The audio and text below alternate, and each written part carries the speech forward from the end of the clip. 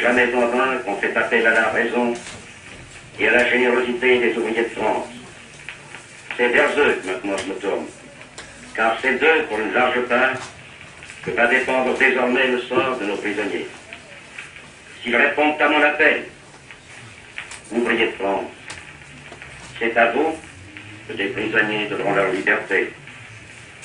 C'étaient les soldats pendant la guerre qui exposaient leur vie pour protéger le labeur des ouvriers. Aujourd'hui, par une de ces péripéties émouvantes qu'amènent les grands drames, ce sont les ouvriers qui peuvent rendre aux combattants le bien qu'ils ont su d'eux. Je partirai pas en Allemagne. Je veux pas aller travailler pour les Allemands. Je m'échapperai. Je réponds à mon fiancé, t'as bien raison. Il est parti, comme s'il partait en Allemagne. À Dijon, il a sauté du train, il est arrivé à la gare, il a fait tamponner sa feuille de route, et au lieu de partir en Allemagne, il est revenu sur Arles. Il s'est caché quelque temps dans un mas en Camargue, puis il est parti dans le maquis. Là, dans les basses Alpes, ils ont fait sauter une usine très importante.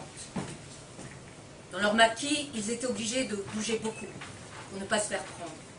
Une nuit, le camp a été attaqué par les Allemands. Ils ont été obligés de partir. C'était l'hiver. Ils ont franchi un col de 2000 mètres. Ils abandonnaient tout. Leurs valises, leurs vêtements, mais les armes qu'ils avaient, ils les gardaient. Mon fiancé et un autre maquisard se sont réfugiés à Arles. Et arrivés à la gare, ils ont laissé leurs armes. Des stènes, des cordons, du plastique, tout ça dans une cagette à légumes, recouverte de papier journal et laissée à la consigne. Donc, il arrive comme ça un soir chez nous, avec des chaussures trouées attachées avec du fil de fer.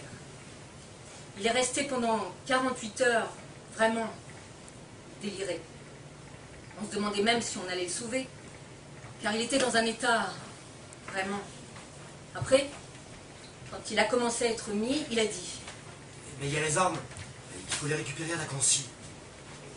comment faire? Il n'était pas question qu'ils y aillent. Alors j'ai décidé d'aller les chercher. Et comment faire? Je ne pouvais pas transporter le cajot sur mon porte-bagages de bicyclette, ça risquait d'attirer l'attention. Alors j'ai eu une idée. Le maquisard qui était revenu avec mon fiancé était marié et venait d'avoir un petit garçon qui avait 3 mois. Je suis allée voir sa jeune femme qui n'était pas du tout résistante. Je lui ai expliqué. Voilà. Est-ce que vous seriez d'accord pour nous prêter votre landau? Si vous vouliez même venir avec moi, c'était difficile car il ne fallait pas mettre en danger la vie du bébé. On mettrait le bébé dans le landau, on irait promener le bébé et en même temps, on irait récupérer le cajot. Et elle a accepté. Nous voilà partis tous les 3. Elle faisait semblant de garder son bébé. Je récupère le cajot et on l'a mis dans la partie creuse du landau.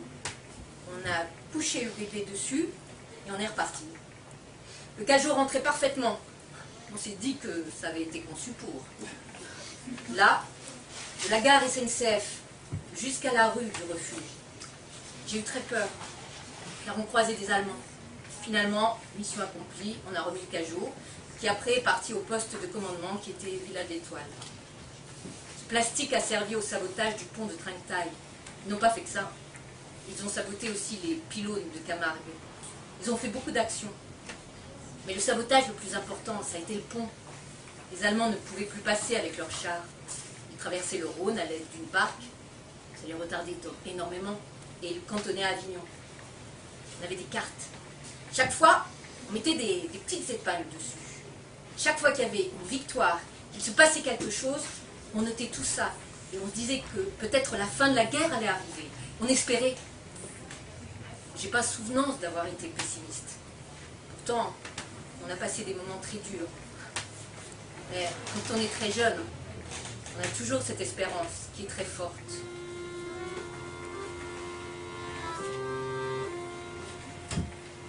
On a tous fait de la résistance dans la famille. Mon frère en a fait, ma mère, mon père, moi. On a tous été résistants. J'étais tellement motivée, peut-être que c'était inconscient. Je ne voyais pas le danger.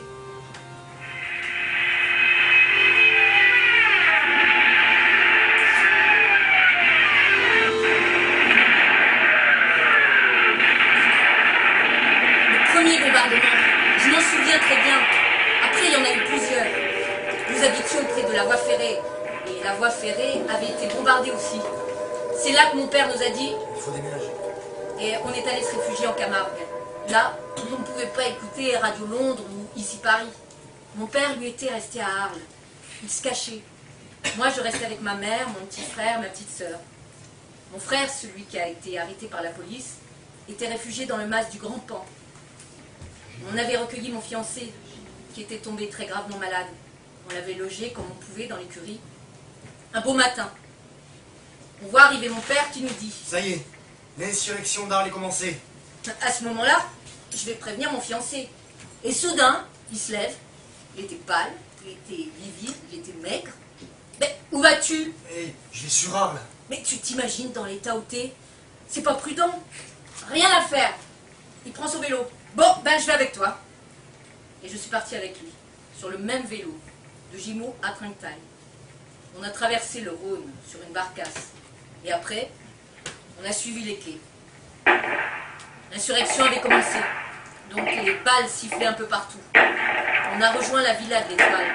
On a retrouvé Georges et Cécilia Tinarage, la sœur de Gilberte Sévoz. Après, on a pris possession de l'hôtel Jules César. C'était le quartier général allemand. Moi, j'avais encore une mission. Parce qu'on avait enrôlé les gens qui s'engageaient pour la libération de la ville. Ça s'appelait les Forces françaises de l'intérieur.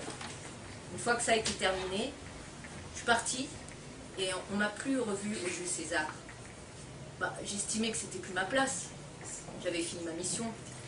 C'était plus à nous de faire le coup de feu. Nous n'avions aucune formation militaire.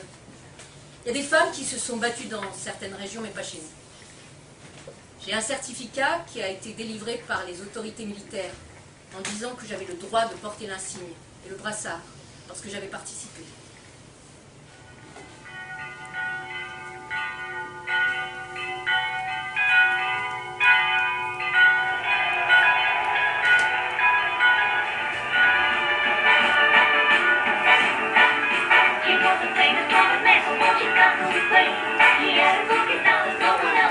On avait des coups. Comme il n'y avait absolument rien, quand les Américains sont arrivés, ça a été nos sauveurs, car ils avaient la poudre. Je ne peux pas vous décrire cette joie, cette liesse. C'était formidable. Ils nous distribuaient des chewing-gums. Ils nous jetaient des bonbons. Ça faisait longtemps qu'on avait perdu le goût des bonbons. C'était extraordinaire cette arrivée sur le boulevard des Lys. On avait chassé les Allemands.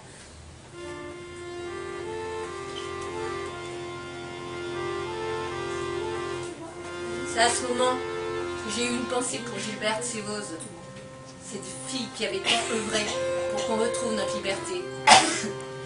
J'ai pensé à elle très fortement. D'ailleurs, j'ai pleuré, car je me disais qu'elle devait être avec nous.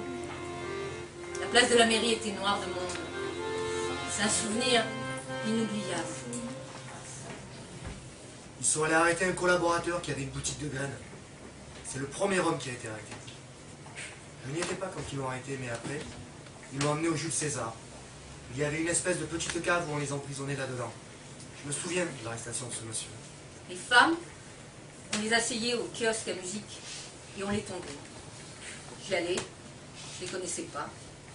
Quand j'ai vu qu'on tondait ces femmes, ça m'a attristé plutôt. D'un côté, je me disais qu'elles le méritaient, car on les croisait au bras des Allemands dans Arles. Arles, c'est une petite ville. Je peux pas dire que ça me peinait, mais j'éprouvais un malaise, tout de même, s'afficher avec des Allemands. La plupart de ces femmes avaient leur mari prisonnier et s'étaient prises de tendresse et d'affection pour des Allemands. Mais même si on a de l'affection, on n'a pas à jeter dans les bras d'un officier allemand, même s'il va vous donner à manger et vous assurer un certain confort. Ça, je l'admettais pas. Avec le recul du temps, je me dis qu'on n'aurait pas dû faire ça. Mais il faut se situer dans le contexte de l'époque. On avait souffert. J'en ai vu 2 ou 3. Voir ces cheveux qui tombaient, c'était assez impressionnant. Nous connaissions une personne qui travaillait à la SNCF. Il s'est engagé et il dénonçait les gens. Chaque fois qu'il dénonçait, il avait une prime. Quand nous sommes revenus à Arles, dans les années 60, nous avons acheté un appartement. Un soir, lorsque nous rentrions, nous rencontrons dans l'escalier ce même monsieur qui avait dénoncé des gens que nous connaissions. Il habitait l'étage en dessous de chez nous. Inutile de vous dire que quand il nous a rencontrés, il était très gêné. On ne peut pas pardonner une chose pareille. En septembre 1944, je me suis mariée. C'était le 2e mariage de la République. La boucle était bouclée. Cette période de ma vie dans la résistance, je suis contente de l'avoir faite, d'avoir pris position comme ça, dans une période de ma vie où j'étais quand même jeune, où j'ai pris conscience de la gravité de la chose. C'est quelque chose qui m'est très cher. C'est pour ça qu'aller dans les écoles, tant que je pourrai encore marcher, que j'aurai un souffle de vie, je crois que j'irai, car il faut transmettre cette mémoire. Georgette Méliani.